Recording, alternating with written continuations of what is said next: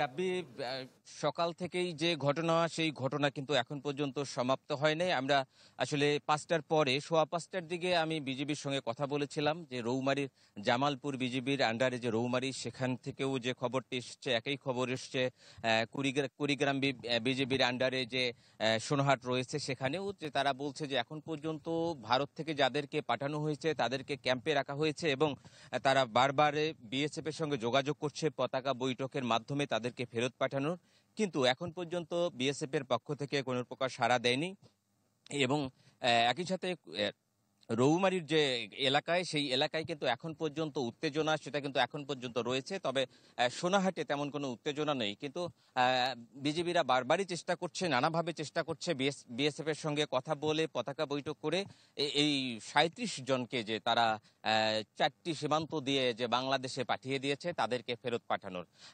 একটা বিষয় আপনাকে জানিয়ে রাখি যে আজকে শুধু নয়, গত কয়েকদিনে কিন্তু ১১৩ জনের মতো মানুষকে কিন্তু ভারত থেকে বাংলাদেশে পাঠিয়েছে বিএসএফ বেশ কয়েকটি সীমান্ত দিয়ে, তার মধ্যে কিন্তু ৩৬ জন ছিল রোহিঙ্গা। এই সংখ্যাটা কিন্তু থেকেই যাচ্ছে, এমনটাই কিন্তু আমাদেরকে বলছে বিভিন্ন সীমান্তর মানুষরা। সিরাজ, আপনাকে ধন্যবাদ।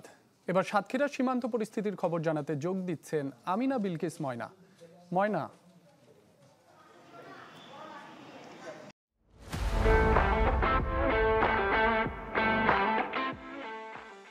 রাব্বি, আমি দাঁড়িয়ে আছি থানার মধ্যে।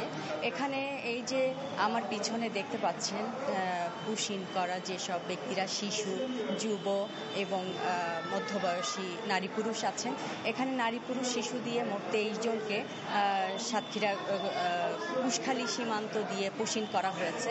এর আগে আপনি জানেন যে ৭৮ জনকে সুন্দরবনে অমানবিকভাবে ছেড়ে দিয়েছিল ভারত থেকে। তারপর স্বরাষ্ট্র উপদেষ্টা এখানে সাতক্ষীরায় ঘুরে গিয়েছেন। তার পরপরই এই ২৩ জন পুশিনের ঘটনা ঘটল আজ ভোর রাতে এবং অমানবিকভাবে তারা কিন্তু এখানে অবস্থান করছে। বিজিবি তাদেরকে থানায় রেখে চলে গিয়েছেন। এই যে নারী পুরুষ শিশু তাদেরকে রেখে চলে গিয়েছে। এখন কিন্তু তাদের নাম ঠিকানা সংগ্রহের কাজ চলছে, প্রক্রিয়াধীন আছে। তারা বেশিরভাগই সবাই কুড়িগ্রাম জেলার।